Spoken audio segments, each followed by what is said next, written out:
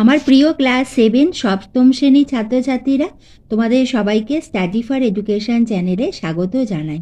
তোমাদের ক্লাস 7-এর খুবই গুরুত্বপূর্ণ একটি বিষয় হলো বাংলা। আজ আমি তোমাদের কাছে নিয়ে এসেছি তোমাদের মধ্যশিক্ষা পর্ষদ প্রদত্ত সপ্তম শ্রেণীর বাংলার প্রথম পর্যায়ক্রমিক মূল্যায়নে তোমাদের প্রথমে সিলেবাস বলে দেবো এবং তারপরে তোমাদের যে নম্বর বিভাজন, অর্থাৎ তোমাদের কি ধরনের প্রশ্ন আসবে, তোমাদের কত নম্বরে কয়টি করে প্রশ্ন থাকবে, সব কিছুই তোমরা এই ভিডিওটিতে পেয়ে যাবে। তোমরা ভিডিওটি প্রথম থেকে শেষ অবধি দেখো, নিশ্চয়ই উপকার পাবে এবং এইভাবে আমি তোমাদের ভিডিও দিতেই থাকবো। তোমরা লক্ষ্য রেখো, তুমি যদি চ্যানেলে নতুন হয়ে থাকো চ্যানেলটি সাবস্ক্রাইবের সঙ্গে বেল আইকনটা প্রেস করে দিয়ে অল নোটিফিকেশান অন করে রেখো, যাতে আমি ভিডিও দিলে সব থেকে প্রথম তোমার কাছে গিয়ে পৌঁছায়। তোমাদের প্রথম পর্যায়ক্রমিক মূল্যায়নের লিখিত পরীক্ষা হবে 15 নম্বরে। এবার এসো প্রথমে আমরা বাংলা সিলেবাসটা দেখে নিই। এই সিলেবাসটি হলো মধ্যশিক্ষা পর্ষদ প্রদত্ত এবং আমাদের স্কুল থেকে কিন্তু আমাদের সিলেবাস কিছু পরিবর্তন হতে পারে। আমাদের প্রথম পর্যায়ে তোমাদের সাহিত্য মেলায় যে পাঠ্য বই আছে তার মধ্যে থাকছে ছন্দে শুধু কানে রাখো, মমচিতে নীতি নৃত্যে, পাগলা গণেশ, বই পড়ার কায়দা কানুন, বঙ্গভূমির প্রতি, মাতৃভাষা, 21-এর কবিতা, 21-এর তাৎপর্য, নানান দেশে নানান ভাষা, আত্মকথা, আঁকা লেখা, খোকনে প্রথম ছবি, কুতুব মিনারের কথা, আজি দক্ষিণ দুয়ার খোলা।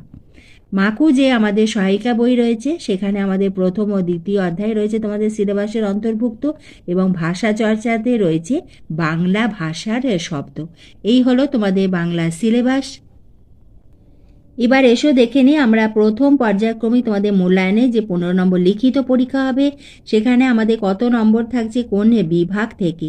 তোমাদের গদ্য থেকে এমসিকিউ অর্থাৎ প্রশ্নমান 1-এর একটি প্রশ্ন থাকবে, কবিতা থেকেও এমসিকিউ একটি থাকবে এবং বাংলা ব্যাকরণ থেকে তোমাদের এমসিকিউ করতে হবে 2টি। এরপরে ভেরি শর্ট অ্যান্সার টাইপ প্রশ্ন, সেখানেও আমাদের 1 নম্বরে প্রশ্ন থাকবে, সেখানে গদ্য থেকে একটি থাকবে 1 মার্কস, সেখানে থাকছে কবিতা থেকেও একটি থাকছে এবং বাংলা ব্যাকরণে তোমাদের 3টি ছোট প্রশ্ন অর্থাৎ 1 মার্কসের প্রশ্নের উত্তর করতে হবে, এখানে রয়েছে আমাদের 3 নম্বর এবং সহায়ক পাঠ অর্থাৎ মাকু থেকে তোমাদের 2টি short answer type question answer করতে হবে, এখানে থাকছে 2 নম্বর। এরপরে তোমাদের শর্ট অ্যান্সার টাইপ প্রশ্ন অর্থাৎ তোমাদের প্রশ্নমান 2 মার্কসের যে প্রশ্ন থাকছে সেখানে গদ্য থেকে তোমাদের থাকছে 1টি, সেখানে 2 নম্বর থাকছে, কবিতা থেকেও তোমাদের একটি প্রশ্নের উত্তর লিখতে হবে যার নম্বর রয়েছে 2। এইভাবে আমাদের টোটাল মার্কস গদ্যতে থাকছে 4 নম্বর, কবিতাতে 4 নম্বর, বাংলা ব্যাকরণে 5 নম্বর এবং মাকুতে থাকছে 2 নম্বর। এইভাবে তোমাদের 15 নম্বরে ভাগ থাকছে। তাহলে তোমরা নিশ্চয়ই বুঝতে পারলে তোমাদের বাংলা সিলেবাস এবং প্রথম পর্যায়ক্রমিক মূল্যায়নে তোমাদের কত বিভাগগুলিতে তোমাদের কিভাবে নম্বরে ভাগ থাকছে।